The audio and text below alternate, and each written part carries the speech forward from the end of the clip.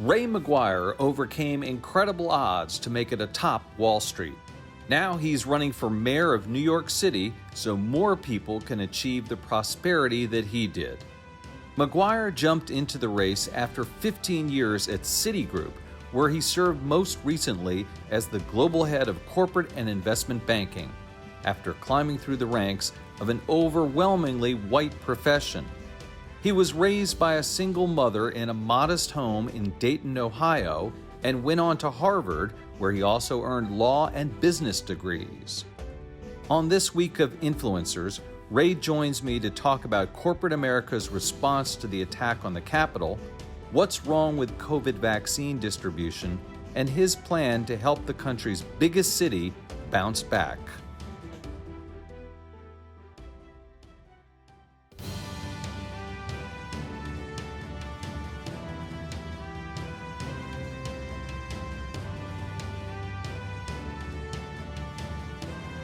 Hello, everyone. I'm Andy Serwer. Welcome to Influencers and welcome to our guest, Ray McGuire, candidate for New York City mayor who spent 15 years in various roles at Citigroup, most recently as chairman of banking, capital markets, and advisory. Ray, nice to see you.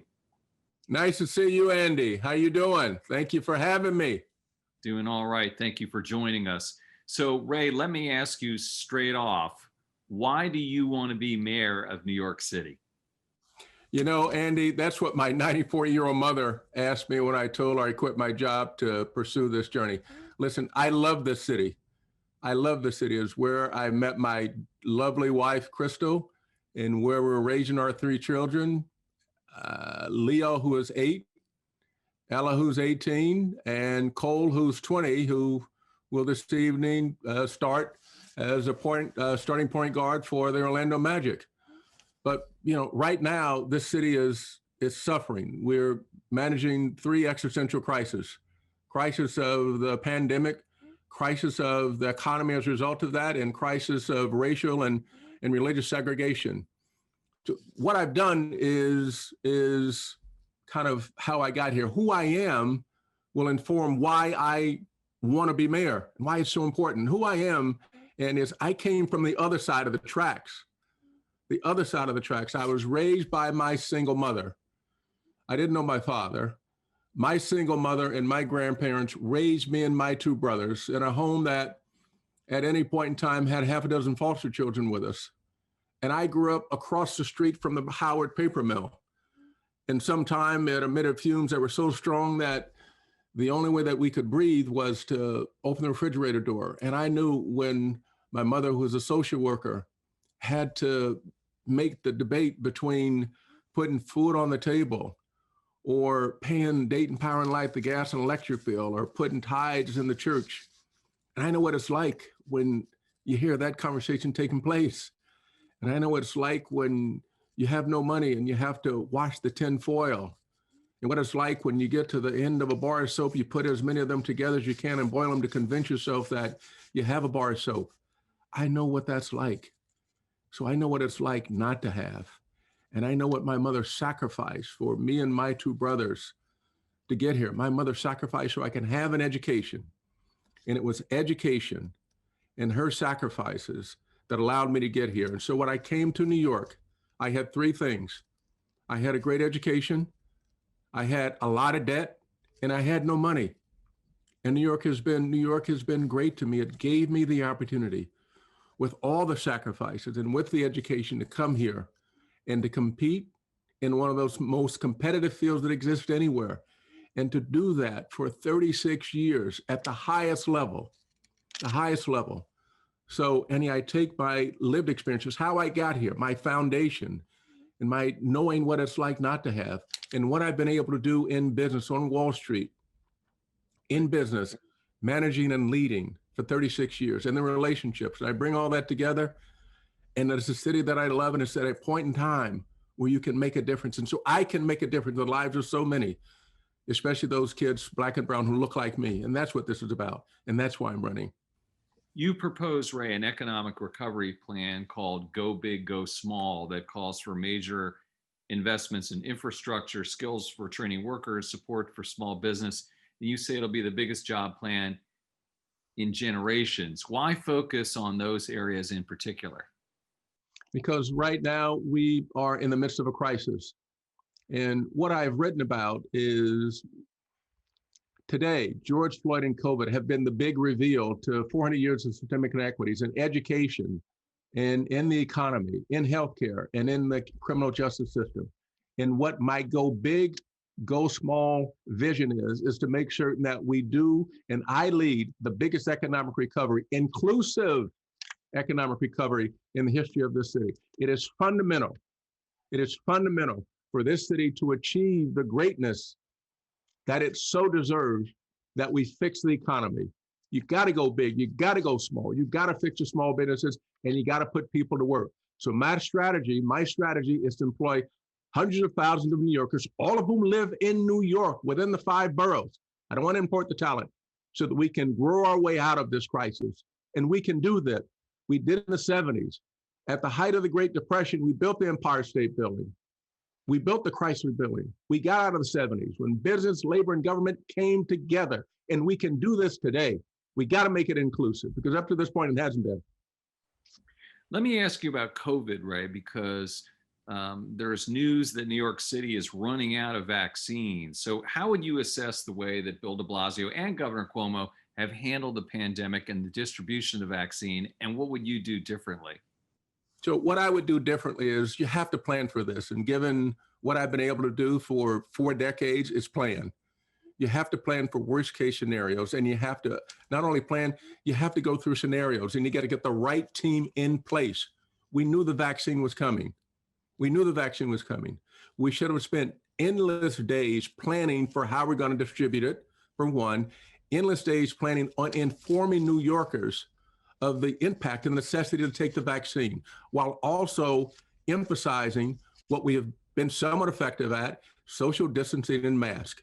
I would have overplanned for this and communicated with the New Yorkers in a way that didn't actually happen, which is why we're managing today through the poor management of the distribution of this and the poor management of how we inform New Yorkers.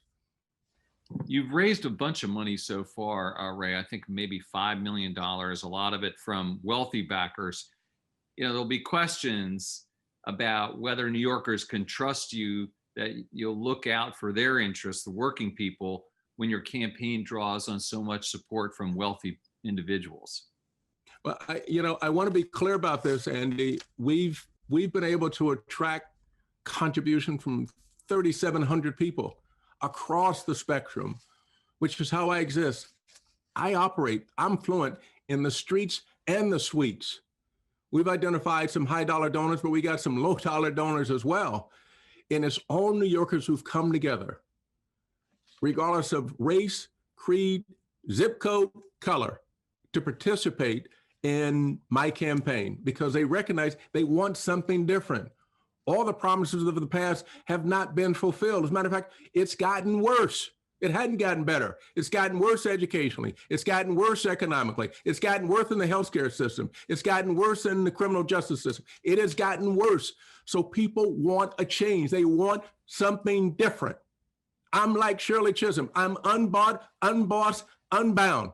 My sole focus is what's in the best interest of New Yorkers. That's it, especially the Black and brown people look like me, who've not been included. So I welcome all contributions. How can they trust? Look at my track record. Look at my track record of doing what the great leaders have told us we should do, standing on the shoulders of the great leaders. And what they've done is extended a ladder. So look at the number of mentees that I have across the city, across this country. If you look at Black Wall Street and Brown Wall Street for the past 2 decades, for the most part, have had some impact. Look at the Capitol. Not only have we been able to serve as an example, but look at the factual capital. We've taken people from no class to lower class to middle class to upper class, gotten capital into the community so people can participate, so they can take the examples and the shoulders on which we all stand. Given the opportunity in education and given the opportunity to recognize there are things out there they can do, they've been able to rise up, to lift up. So I'd be prepared to take my factual history compared to all the promises that you've seen across the board. Look at the facts We want to trust anything, trust the facts, not the false promises, but the facts. I like that Shirley Chisholm quote, by the way. I haven't heard about her in quite some time. That's maybe for some of the older people out there. But I want to ask you more about New York, Ray. But if you are to become mayor of this city, you will be asked to weigh in on pretty much every subject under the sun, because as mayor of New York, everything is part of your purview. So I want to go around and ask you some of those questions, and let's start with what has been transpiring in Washington, D.C. Recently, maybe for quite some time, but especially recently. And I'm talking about the storming of the Capitol by Trump supporters. What was your take on that? Total unmitigated travesty. Total unmitigated travesty, which reflects the deep divide to which I've referenced here. Deep divide. There are people who don't feel that what has occurred over the past few years, for many of us over the past few centuries, reflects the ambitions that we as a country set out to give all of our citizens. And so that divide that is increasing, that divide played out in so many stark contrasts in what we saw last week. Compare the photographs to when you saw a peaceful protest against 8 minutes and 46 seconds of a cold-blooded murder. You saw these protests against George Floyd and that abuse, and the country came together. A collage of the great of this country from all kinds of creeds and colors and religions say, we don't stand for this. Look at that movement and look at how the Capitol Hill steps were guarded, armed militia, and then look at what was an insurgents movement, and there were no guards guarding the steps. None. They broke into our Capitol and threatened our leadership. That's a travesty against justice. That's a travesty against democracy. Travesty. We should have zero tolerance for that. Zero. And New York City will stand up as the united city. One New York. One New York. And that's what I stand for. You cannot tolerate what went down in Washington. We will not tolerate that under my administration in New York City, because it's going to reflect the entirety from the bricks to the boardroom. Everybody's going to be included in this growth, which is the only way this city is going to survive and be the greatest city on the planet going forward. The only way. Do you think Donald Trump should be convicted by the Senate and prevented from ever serving in office again? I don't think Donald Trump should ever serve in office again. And yes, he should be. If he incited that, by all means, yes. Anybody who creates those crimes against the U.S. government, against democracy, yes. He should not ever serve in public office again, ever. And anyone who supports him, we should make certain that we do the correct and appropriate condemnation of that. Let me ask you about businesses, including your former employer, Citigroup, which said they would suspend political donations in the wake of the Capitol siege. Do you think that's been the right response? That begins the conversation. Yes, we begin that conversation there. We should have zero tolerance. I want to be bright, clear, and unequivocal. Zero tolerance. Zero. Right. Let me ask you about the stimulus package that President-elect Biden has proposed, $1.9 billion, expanding unemployment benefits, $1,400 checks, $15 minimum wage, among other measures. Is this too much, too little, or the appropriate response? What's your take? It begins, we're suffering. We got the existential crisis with this pandemic. COVID has ripped through our communities and wrought havoc on many communities, especially disproportionately on Black and brown communities. We saw today the announcement of the budget deficit, which is going to be material in this city. We need to repair that. We need leadership that can address that directly. So yes, welcome the assistance. We will need more. We will need more in order for this country to make certain that it addresses the least of these. Americans, New Yorkers are suffering. COVID, the economy, injustices across the system. We need to address that, and we need leadership that's going to bring this city and this country together. That's what we need today, because absent that, as Lincoln said, a nation divided cannot stand. And as my dear mother says, and we talk about the scripture, when the foundation is falling and when the foundation is crumbling, what will the righteous do? Who's going to stand up for all of us? Who can lead us forward? Who can do that? Who's got the relationships and the lived experiences and the leadership and the management skills to pull all this together? That trifecta, which is going to be necessary to bridge all the divides, which have gotten worse, they've gotten broader. Have you thought, Ray, about, let me ask you two things. Have you thought about how to get more aid for New York City from the federal government? Because that money has not come for the most part, number one. And number two, how to boost up small businesses, which are hurting so much. Because you walk down the street here in New York, Ray, you see the Chipotle's open. You see the Chase Bank is open, but then the small independent store is closed. How can you help them? So let me I'm going to answer both questions. One, small businesses. As you've identified, my visions go big, go small. Go small as the lifeblood of the city. Small businesses represent half of New Yorkers.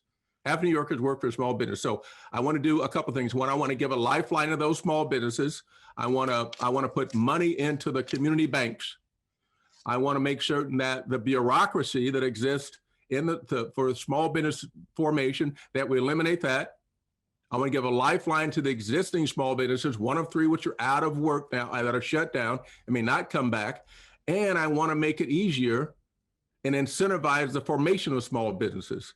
I want to have a small business advocate, and I want to have a shot clock. Small business advocate that is there to help the formation of small businesses, to aggregate all the permitting. Then the shot clock says that, and I'm going to say illustratively, 60 days, you get a chance to apply. And if the city hasn't responded in 60 days, shot clock runs out, business gets formed. I want to give them grants, low interest loans, and equity capital to start these small businesses. I want to advocate for them. Small businesses should be clients of, customers of the city, which is the way this city survives. That's going small. That's fundamental to our inclusive economic recovery. And what about that aid from the federal government piece? So the federal government has given us some. We need more. I am encouraged a bit by their focus on infrastructure, because that's part of my go big, but we'll need more. And we have the relationships in Washington to make the case. We have a track record when we make the case of those decision makers in Washington today who know us. I introduced Kamala Harris to New York, to the business community in New York, Vice President-elect. We have relationships in Washington. And also what it's going to require here, which you haven't mentioned, is the private sector needs to get involved. We need to have active, robust, public-private sector partnerships in order for this city to have the growth, for me to lead that growth that I'm describing. Public-private, and we have the relationships there, meaning I know the people who can help us out. I'm a phone call away from any key decision maker in this country. We could bring it all together, which is what's going to be needed, is what we're going to need in order to have this recovery, this comeback, the greatest comeback in the history of New York City. That's what we're going to lead. Biden has promised another round of spending in February that will be funded in part by a tax hike on the wealthy and corporations. Is that a good idea? And will you have to raise taxes in New York City to get the city back on its feet? So the answer is, you have to look at the budget in total. I want to focus on the New York City budget. We have to grow our way out of this. As we've seen today, you have at least a $5 billion budget deficit. We saw the decrease in the largest part of the budget, which is property taxes. We saw a decrease in that, in its contribution. We have to look at the budget entirety. And as you know, I've been in a leadership role in business, leadership role for 13 years, which means I had to manage a budget every quarter. I know how to manage budgets, and I've managed budgets from the depths of the crisis. We have to grow our way out of this. Everything needs to be on the table, including taxes.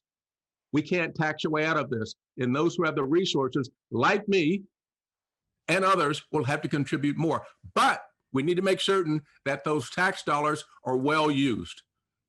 So yes, we're going to have to do what you have to. Everything's going to be on the table. Everything will be on the table, but we have to grow our way out of this. And what about, and this sort of is adjacent to that last question, what about wealth inequality? Because the wealthiest people in this country and in New York have just gotten wealthier during the pandemic. It's kind of astonishing, but they're part of financial services like you are, or tech, and they did just fine over the past 12 months. So how do we bring them together? You talked about taxes as a part of it. Are there other mechanisms? So taxes are part of the budget. I want to be clear. It's part of the overall budget. You got to go line item by line item. But this divide that you've described, I've written about this in one of the definitive pieces on the impact of racial inequities in this country. And what I've said is that George Floyd and COVID have been the big reveal. And what the study shows is that the impact on 40 years of systemic inequity economically to the US economy has been $16 trillion. Look at the analysis. I wrote the foreword, and we go through and analyze the components of that. And then we say, if we begin to address it now, that's $5 trillion that gets added to the US economy. So what we're seeing now has been systemic. We need to address the systemic inequities, which is why when I describe the greatest comeback, it's the greatest inclusive comeback, because far too many, as you've referenced, have not been included. And we've created, that wealth gap has only gotten larger, gets reflected in home ownership, gets reflected in just the net worth. 1954, we saw the extraordinary decision of Brown versus Board of Education. 1954, we saw the creation of the beacon of suburbia, which is Levittown, that had as part of it systemic redlining, so Black folk and brown folk couldn't be part of that. Home ownership, 66 years of inequities. We need to address that today, which is go big, go small, beginning to address those inequities. It's going to take us a while to address what's happened during the course of the history of this country, but we can begin with the right leadership. Having identified the problem, we now know what the prescription is, which is included in my vision of how we're going to do this. We talked a little bit about small businesses, but what about people who work at big companies, Ray, in New York City, in Manhattan in particular, but also in Brooklyn? How and when can we go back into those big buildings? Well, we can go back when it's safe to go back. So I'm listening to the scientists. I'm encouraging us for a disseminate or distribute this first. We need to inform the public that it's okay, that it's safe, because the history that many Black and brown people have had with vaccinations don't immediately say, oh, I'm going to run and take the vaccine. So we need to inform the public that it's okay. I will take the vaccine. As soon as it becomes available to me, I will take the vaccine. So we need to make the city safe, which means the vaccine, for one, a fair distribution that gets monitored to make certain that all New Yorkers have the opportunity to take the vaccine. Other countries have done it. Other cities are doing it. We need to do it. We need to improve on that. Once we make the city safe, health-wise, we need to make it safe and secure and get the quality of life to which we all have been experiencing, which we become used to. Not everybody's used to that, but we need to address that. And so when that happens, and you can, in many of these instances, create bubbles inside of offices, inside of entertainment, and just be reflected that the CARES Act did include stage live performances in the arts, which are so essential. But once we can do that, we then begin to return to the livelihood that created the premium experience in New York. And so we have to make it safe. Once we made it safe, then we can outline, we can begin to roll out many of the parts of the vision. Another critical part of New York City, Ray, is the MTA, the subway. What is your understanding of the budget and the situation there? How dire are things right now, and how will you shore that up? So let's be clear, the MTA is critical to how New York functions. At any given day, you have 4 million people who come into the city. They generate 59% of the retail revenue, and they take the income and then go into the boroughs. Many of them stay here. Many of them go into the boroughs. The MTA is critical to the vibrancy of New York. So the MTA must survive and it must thrive. One of the benefits to the federal program is that the federal program has given support to the MTA. We need for them to continue to give that support to the MTA. It's fundamental to the city. I want to ask about some of the people that you're running against, because there's a bunch of them. Let's take Andrew Yang. He's a high profile guy. How are you different or better than Andrew Yang? I will say, as a lot, I'm different to all of them. I'm different to everyone. I'm not a politician. Remember, on October the 15th, that I delayed it because I knew the reaction, I called my 94-year-old mother. I said, Mama, I quit my job. If you've ever had a conversation like that, she says, boy, you have lost your mind. What? I thought you had a good job, a good paying job. I said, Mama, yes. And I explained to her why I decided to do that. Why I decided to do that. And so I'm doing this because I love this city, and it is the only opportunity that I see where we can make a difference for all New Yorkers, all the children out there, all of them, to be able to get an education so that they can experience the same thing that I experienced coming from the neighborhood. So that the teacher who so vitally involved in their lives can have the same impact in their lives as they had in mine. So I will make that distinction. I don't owe anybody anything. I didn't get termed out. I'm not looking for a promotion. I haven't lost a race. I quit my job to do this. So I will say that's what distinguishes me from everybody else. I'm not like the rest of them. Now, what about someone like Scott Stringer? You know, people like that are going to say, this guy, Ray McGuire, he doesn't know about government. Okay, sure. Okay, he's an outsider. Great. But you have to know about government to make this city work. How would you respond to that? Well, I'm looking at a track record here of lots of years of knowing about government, and situations gotten worse. Situations gotten worse. I'd look at my track record of having successfully led and managed a big business with budgets that are sometimes bigger than state budgets. The business of New York is the business of New York. You have to manage New York with a set of skills that manages a business. And I get all the rhetoric, but I'm looking at the track record. Look at my track record in business.